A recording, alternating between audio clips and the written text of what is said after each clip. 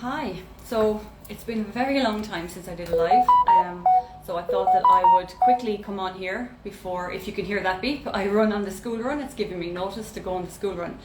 There was two things that I wanted to talk about, and the first one is very exciting. So tomorrow at 3 o'clock I am going to be on with the lovely Helen Farmer on Dubai Eye 103.8 on her show, and we're going to be talking about the cost of raising children, specifically in the UAE, but a lot of this, it's costs that we will have regardless of where you live.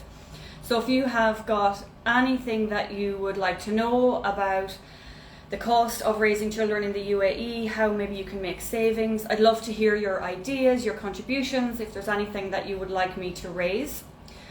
We can put it in here or send me a DM and I'll make sure to include it while I speak to Helen tomorrow. And I'm really excited actually, because the last time I did this, we weren't allowed to go into the studio. So this is my first time to actually go into the studio to talk with Helen. So that's exciting for me. Would you believe my daughter has done this already, because she has a book and she was invited in to talk about her book one time in a studio. And her dad brought her that time I couldn't go. So she's had this experience before me. So I'm very excited about that. And it also got me thinking about a topic that's been coming up quite a lot recently. And I have been asked a lot in the last while about how to speak to children about money, mainly from parents, obviously.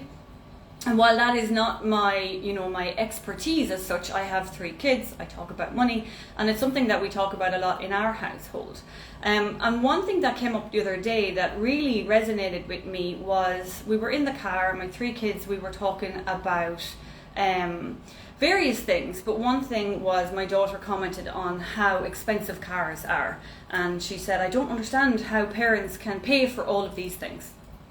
My son then started talking about how things are overpriced, and it got me thinking, do they know the difference between expensive and overpriced?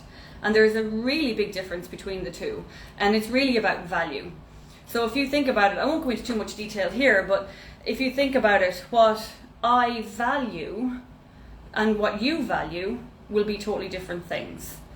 I might value a luxury holiday somewhere, and you might think, wow, that is both expensive and overpriced, because it doesn't interest you. You don't see why anyone would pay that amount of money for that experience.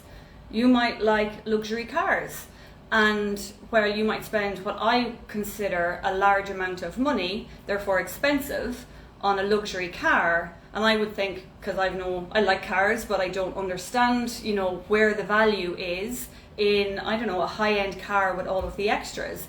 I personally might consider that overpriced. So it's expensive and overpriced.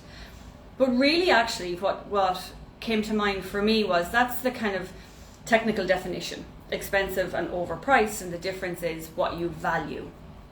But it also got me thinking about their perception of money. So I know, growing up, we would have thought, large amounts of money were kind of outside our ability to achieve. So anything expensive was considered nearly bad. And that was that lack mentality, that scarcity mentality. So then it automatically tried to bring that down as overpriced. It's expensive and overpriced. It's a ridiculous thing to spend your money on.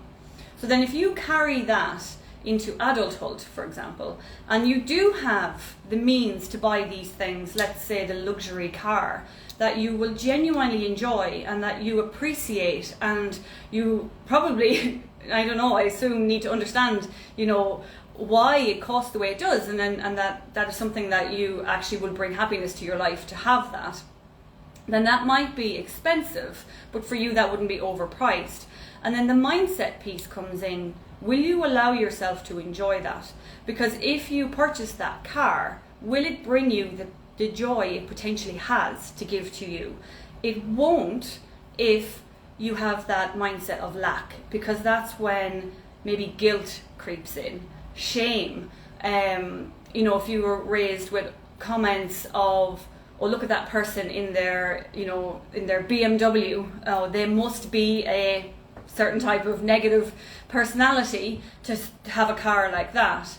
And if you unconsciously are carrying that forward and you buy yourself, let's say, the BMW, are you feeling that? And that's taking away from your enjoyment of that expensive, not necessarily overpriced car. I mean, it's a very basic example, but I think it's something that we really need to look at, and especially when back to the topic of children, how we're talking about things in front of our children. Do we understand and appreciate the difference between expensive and overpriced and our value system? So I think it's a good exercise, not just with the kids, but also with yourself. When you see someone with something you consider expensive, what thoughts come into your head? Do you criticize them or judge them for buying something that's so overpriced? Or do you think, wow, good for them, that's not for me, I personally wouldn't spend my money in that way, but if they're enjoying it, that's great for them, they must be doing well, I wish them luck. And that is the difference, and that is where you will really know and understand more about your own money mindsets and how you're carrying that forward. And the question I get asked a lot is, how do I teach my kids positive mindsets? How do I teach them positive things about money? And the number one thing to do, look at your own.